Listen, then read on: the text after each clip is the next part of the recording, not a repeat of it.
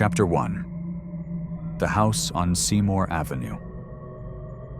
Cleveland did not feel dangerous that spring. The snow was gone. Lawns were turning green again. Cars moved slowly down residential streets, stopping for kids on bikes and people crossing with grocery bags. Seymour Avenue was quiet in the afternoon. Small houses sat close together. Porches faced the street. Curtains were thin. Nothing was hidden on purpose. Number 2207 looked like the others. A pale, worn house. Paint peeling at the edges. A small front porch with a railing that had been repaired more than once. The windows were old, but intact. Nothing about the place suggested urgency or fear. No boarded doors, no warning signs, just another house in a working-class neighborhood. People passed it every day. A woman walked her dog past it each morning. Children waited for the bus a few doors down. Cars parked in front of it overnight without concern. The house did not draw attention because it did not try to. Inside, the front door closed with a normal sound. That mattered later. In 2002, a 14-year-old girl named Michelle Knight was walking home from school when she was approached by a man offering help. He said he knew her. He said he could give her a ride. He spoke calmly. He did not rush her. He sounded ordinary. She got into the car. The drive did not feel long. Streets passed. Houses blurred together. Nothing about the route told her she was leaving the part of the city she knew. Cleveland neighborhoods often looked the same from the passenger seat. When the car stopped, it was in front of the house on Seymour Avenue. The man unlocked the door and stepped aside, letting her enter first. The hallway was narrow. The air inside smelled old and lived in. Not dirty, just closed off. The door shut behind her. The lock turned. That sound was clear. Michelle tried to leave. He stopped her. He pulled her away from the door and into the house. What followed was violence, but not chaotic violence. It was controlled. He overpowered her. He restrained her. He made it clear she was not leaving. Later, Michelle would say there was no dramatic moment where she believed she would be rescued soon. There was no immediate screaming that brought neighbors running. The walls were thick enough. The music was turned on. The house absorbed sound. Outside, nothing changed. The street stayed quiet.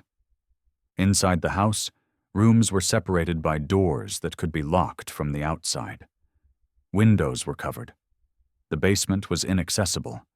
The back door stayed shut. The man moved through the house like someone who knew it well. He did not panic. He told Michelle she was staying. Days passed, then weeks. She was kept upstairs, restrained. Food was given at irregular times. Water was limited. Silence became part of the routine. The man left the house and returned without explanation. When he was gone, the house did not feel empty. It felt paused. Michelle learned the sounds of the street through the walls. Cars, voices, music, normal life. She screamed when she could. Sometimes she banged on doors. No one came. No one heard. Or no one understood what they were hearing. Eventually, she stopped expecting footsteps in response. In 2003, another girl disappeared. Amanda Berry was 16. She was walking home from work at a fast food restaurant. A man approached her in a car. He asked for directions. He smiled. He said his name was Ariel. He said he was looking for someone. She recognized him from the neighborhood. That familiarity mattered. She got into the car. The house on Seymour Avenue accepted her the same way it had accepted Michelle. The door closed, the lock turned, the rooms rearranged themselves around a new presence. Amanda was kept separate. The man controlled when they could see each other, when they could speak, when they could move. He decided when the house was quiet and when it was loud. Outside, missing posters appeared. faces taped to poles, names printed in bold letters, phone numbers at the bottom. People walked past them. Cars slowed briefly, then continued on. The posters did not mention Seymour Avenue. Years passed this way. In 2004, a third girl was taken. Gina DeJesus was 14. She disappeared while walking home from school. A familiar pattern repeated. A car, a man, a calm voice, a short ride, a normal-looking house. Inside, the same rules applied. Time inside the house did not move like time outside. Birthdays were not marked by celebrations. Seasons were not felt directly. The women learned to measure time through small changes, through the sound of school buses, through holidays they could hear but not see, through the man's routines. They were kept alive. That was deliberate. They were also kept invisible. The house did not attract police attention. Neighbors did not report anything unusual. The man attended neighborhood gatherings. He spoke to people on the porch. He played music loud enough to explain away any other noise. For years, nothing interrupted the pattern, until one afternoon in May. A sound came from the front door that was not routine. It wasn't the man returning. It wasn't silence. It was a voice calling from inside the house, forced through a crack in the door, reaching the street. A neighbor heard it. The sound did not match the house. It did not belong there. He stopped walking. He listened. The voice called again. And this time, he understood what he was hearing. Chapter 2. The Locked Door. The neighbor stood still on the sidewalk. The voice came again, louder this time. It was coming from behind the front door, not shouting into the street, but pushing through it, as if the door itself were resisting. Help me. The house did not move. The windows stayed dark. The porch looked the same as it always had. The neighbor walked closer. He knocked once, then again, harder. Inside, the voice answered immediately. It sounded strained, urgent. It did not sound confused. "I'm trapped," the woman said. "I'm locked in." The neighbor tried the door handle. It did not turn. He stepped back and looked around, unsure what he was seeing. This was a normal house. He had passed it hundreds of times. He had spoken to the man who lived there before. He did not hear panic inside the house. He heard certainty. He ran next door. Another neighbor came out. Together they returned to the porch. The voice was still there, still asking for help. The words were short, repeated, like someone conserving breath. They kicked the bottom of the door. It gave slightly but did not open. One of them grabbed a crowbar. Another called the police. Inside, Amanda Berry stood behind the door. Her hands were shaking, but she stayed where she was. She knew the sound of the lock. She knew how long it usually took the man to return. She did not know where he was now. The door broke open with a loud crack. Wood splintered. The lock failed all at once. Amanda stepped out onto the porch. She was thin.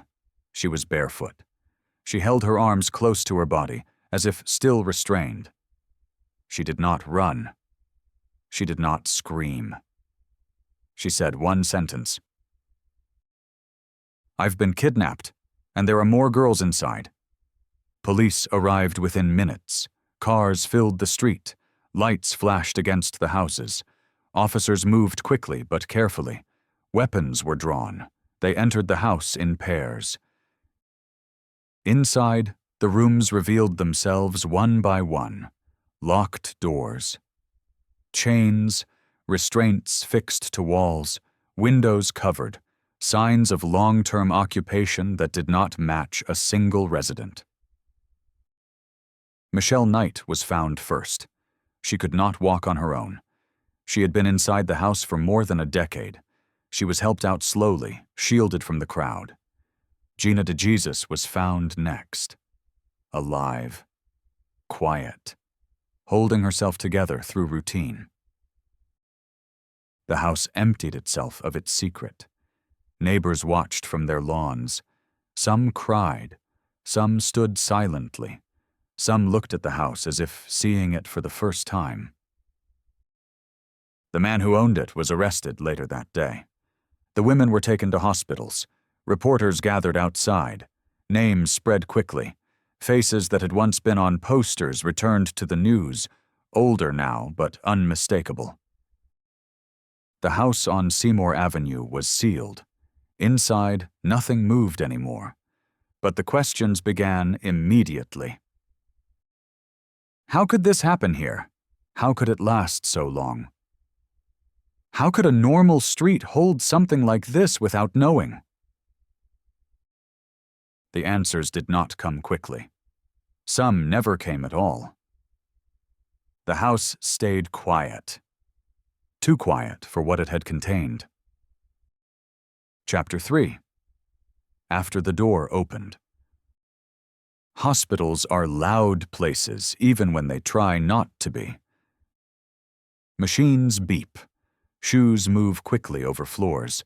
Voices stay low but never disappear. For the women taken from Seymour Avenue, the noise was unfamiliar. Not frightening in the way the house had been, but overwhelming. Sound no longer needed permission. Doctors asked questions. Nurses repeated names. Paperwork moved from hand to hand. Every step assumed time had passed normally. It had not. Michelle Knight struggled to sit upright. Her body did not remember how to cooperate. Muscles resisted simple movements. Her eyes followed people carefully, as if tracking exits. She answered questions slowly. When she did not understand one, she said nothing. Amanda Berry asked for her family almost immediately. She did not raise her voice. She said the names clearly, as if reading them off a list she had memorized to survive. When she saw them, she did not collapse. She stood still and let them come to her. Gina DeJesus stayed close to hospital staff. She followed instructions exactly. When told to wait, she waited. When told to walk, she walked. Years of responding to rules did not disappear overnight. Police interviews began quickly. Officers asked about the house, about the rooms, about how the man controlled them. They asked how often he left, how often he returned, what sounds could be heard from outside. The answers were simple. He locked the doors. He chained them. He punished disobedience. He controlled food and water. He kept them separated most of the time. There were no elaborate tricks, no complex systems, just repetition and isolation. The women described hearing everyday life through the walls. Ice cream trucks in summer, snow shovels in winter, fireworks in July, music during holidays. They heard laughter. They learned when schools let out, when neighbors came home from work, when parties happened nearby. The house absorbed those sounds and returned nothing. Police searched the property thoroughly. The house did not fight back. Evidence was everywhere. The longer investigators stayed, the more obvious it became that the crimes were not hidden carefully. They were hidden by being ordinary. The man had lived there openly. He had friends. He had visitors. He paid bills. He stood on his porch and talked to neighbors. No one had seen inside the locked rooms. No one had tried the doors. In court, the facts came out in a steady order. Years, dates, ages, methods. The room stayed quiet while they were read aloud. The man did not deny what happened. He did not offer a complicated explanation. He acknowledged control. He acknowledged confinement. He acknowledged that the women had been kept there against their will. There was no moment where the story changed. The public wanted reasons, psychological profiles, warnings they could recognize next time, something useful. What they got instead was a list of normal decisions that led nowhere safe. Getting into a car with someone familiar, walking a usual route home, trusting a voice that sounded calm. None of it stood out at the time.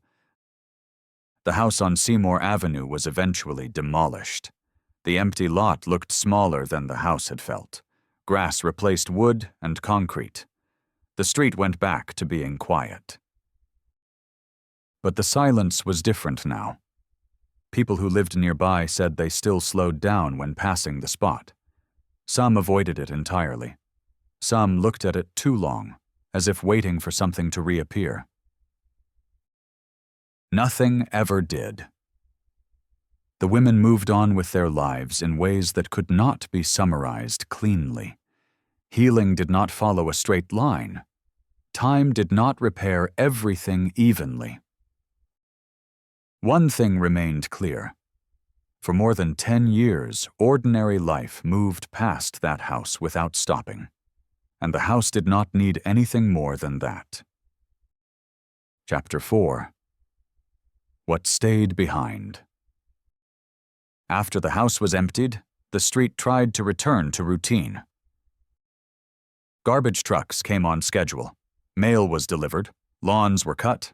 People waved again, though less often. Conversations stayed shorter. The events were over, but they had not settled. Police reports were finalized. Court documents were archived. The case became something people referenced with dates and numbers. It was summarized in articles, reduced to timelines. The language grew efficient. Inside the hospitals, recovery was slower. Michelle Knight learned to stand without support, then to walk short distances, then longer ones. Each step required focus. Her body had adapted to stillness.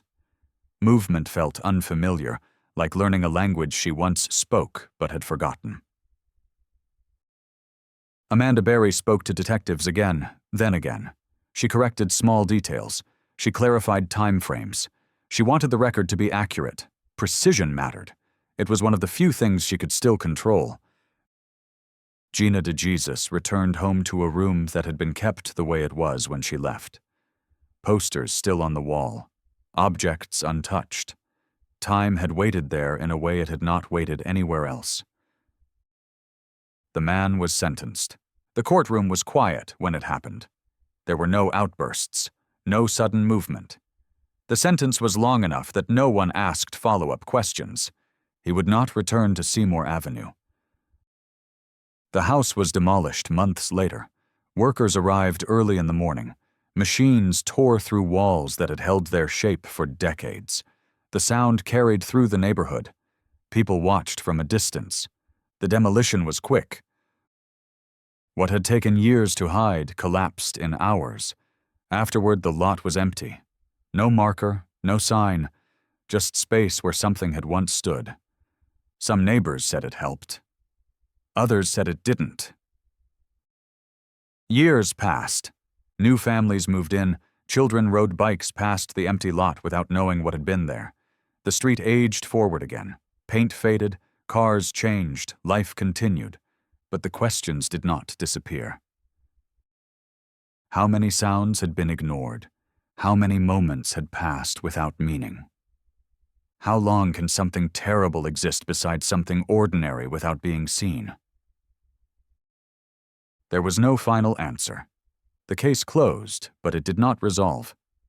It settled instead, like dust, into the background of a city that had moved on without fully understanding what it had carried. Even now, people who lived near Seymour Avenue say the same thing. Nothing about the house warned them, and that, more than anything else, is what stayed behind. Chapter 5. The Ordinary Distance. Years later, people still talked about how close it all was. Not emotionally, physically. They talked about how many steps it was from the bus stop to the house, how the front porch faced the street, how often they had stood within a few feet of the front door without knowing it, how many times they had heard music coming from inside and assumed it was just someone cleaning or having people over. Distance became the unsettling part. The women spoke publicly at times, not often. When they did not dramatize what happened. They explained routines, rules, patterns, what worked and what didn't, how the days blended together, how hope changed shape over time. They did not describe a single breaking point. They described endurance. Michelle Knight talked about time stretching, about learning not to think too far ahead, about surviving one controlled moment at a time. She did not frame survival as strength. She framed it as necessity. Amanda Berry talked about the moment at the door, about the decision to speak loudly enough to be heard, but not so loudly that it wasted energy, about choosing words that could not be misunderstood. "Help me, I'm locked in." Gina DeJesus talked about listening, about learning the sounds of the neighborhood better than seeing it, about recognizing holidays by fireworks she never saw, about knowing when school let out by the voices outside. People asked what they would do differently now. The answers were quiet. Nothing obvious. They said they would still walk home.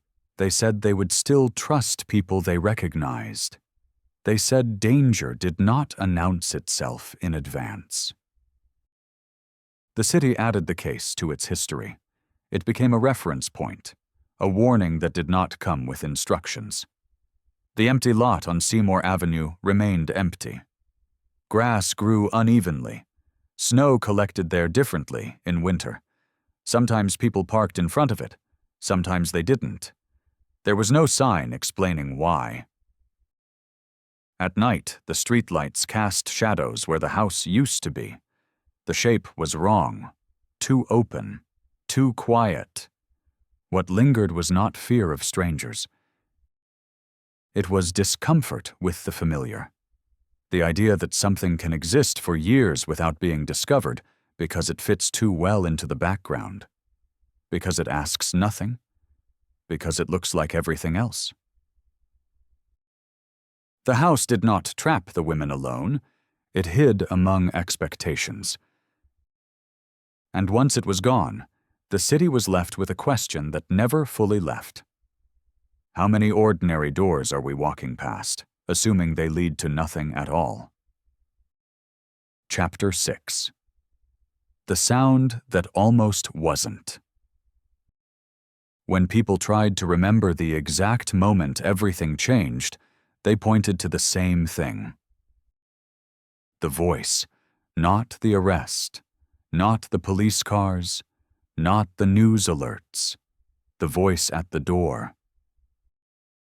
They replayed it in their heads afterward and wondered how easily it could have blended into something else. A television left on, someone arguing, music turned up too loud, a momentary sound with no clear source. It had almost been that.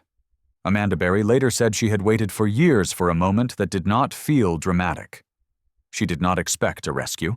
She expected an opening, something slightly different from routine. That day, the man had left and forgotten something important. The front door was still locked, but the inner barrier was not secured the way it usually was. The chain that controlled her movement had slack. Not much. Enough. She did not rush. She listened first. No footsteps, no music, no television. The house was in one of its pauses. She moved toward the door slowly.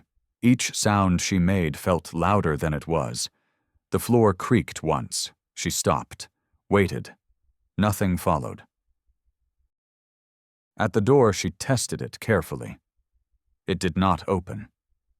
She leaned close to the crack where light came through.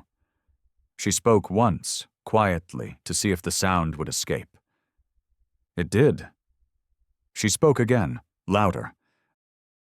Outside, the neighbor later said it took him a second to register the sound as a person asking for help. It did not sound like an emergency the way people expect emergencies to sound. It sounded controlled, measured. That is why he stopped. That is why he listened instead of continuing on. The difference between everything continuing and everything ending was not force. It was recognition.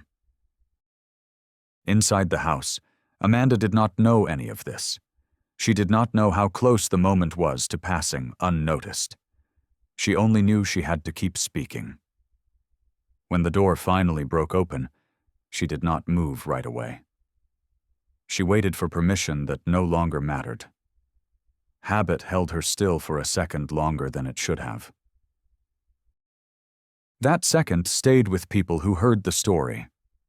The idea that freedom can arrive and still feel unfamiliar. After the case, neighbors replayed their own memories. Sounds they dismissed. Moments they did not question. Music that explained everything away. None of them had heard a clear story. Only fragments. The house had depended on that. Not silence, but ambiguity. And when that ambiguity finally broke, it did not shatter loudly. It cracked. Just enough. Chapter 7. After everyone knew. Once the story became public, it stopped belonging to the house.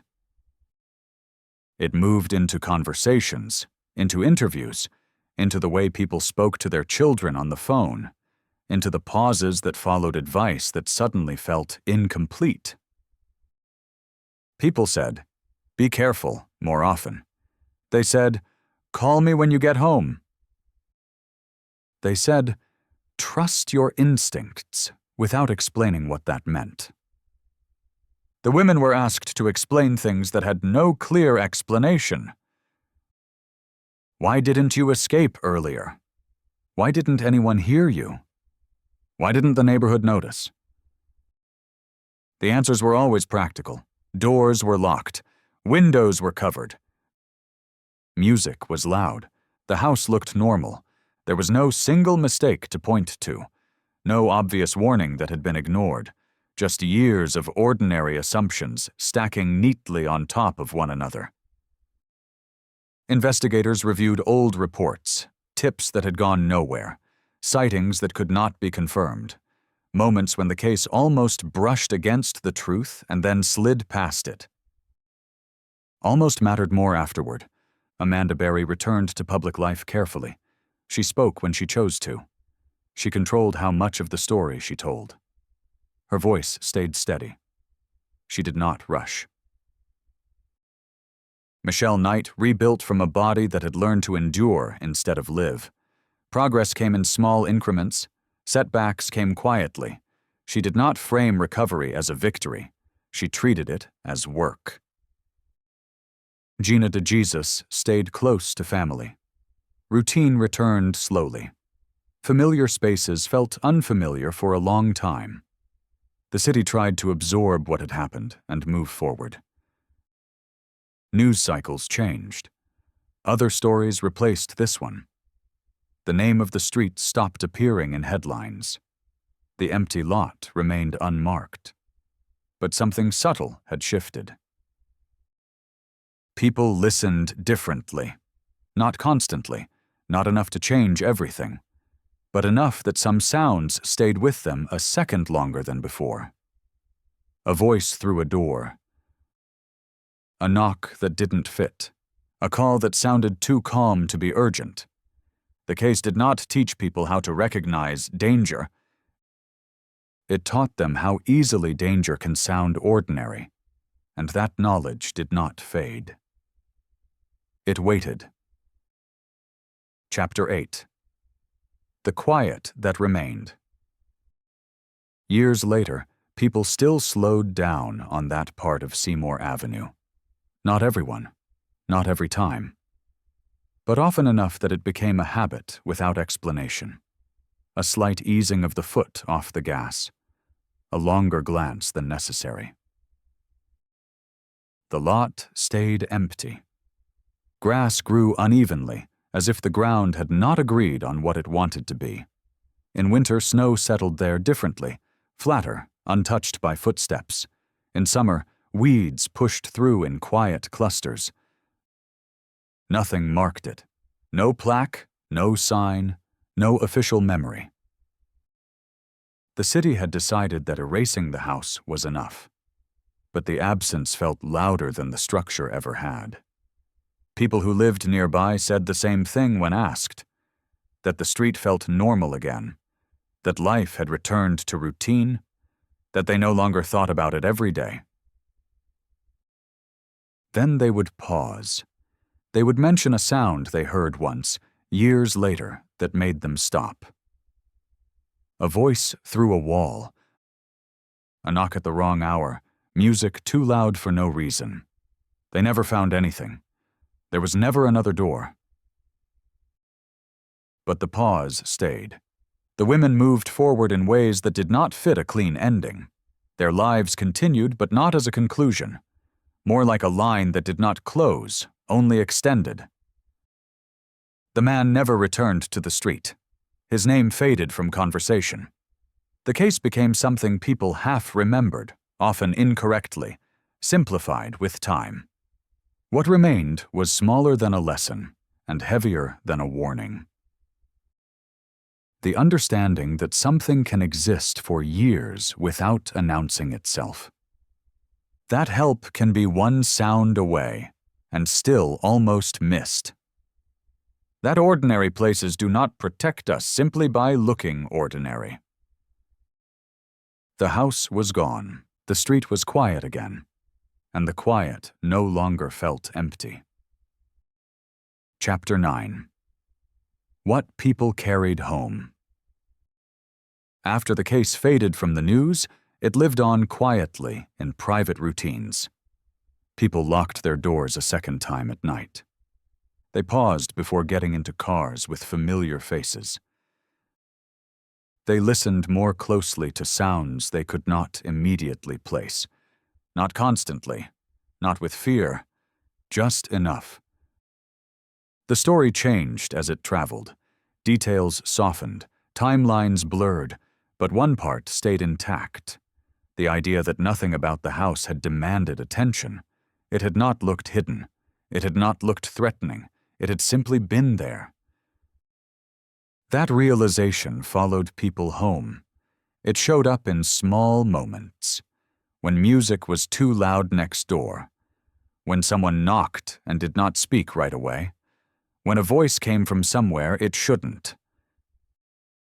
Most of the time it meant nothing, but the pause still happened. The women rarely spoke about the house itself anymore. When they did, they described it as a place defined by rules, not terror, schedules, permissions, repetition. The structure had mattered less than the waiting. What ended it was not a mistake or a collapse. It was a moment where sound escaped its container. A voice crossed a boundary it had never crossed before.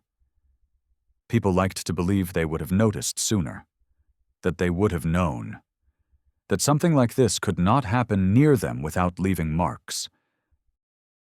The case offered no proof of that. It suggested something quieter, that danger does not always hide, that it sometimes blends in perfectly. That recognition can come down to a few seconds of listening. The street on Seymour Avenue still exists. Cars still pass. People still live their lives within sight of where the house once stood. Nothing else has been found there. No final discovery. No missing piece recovered years later.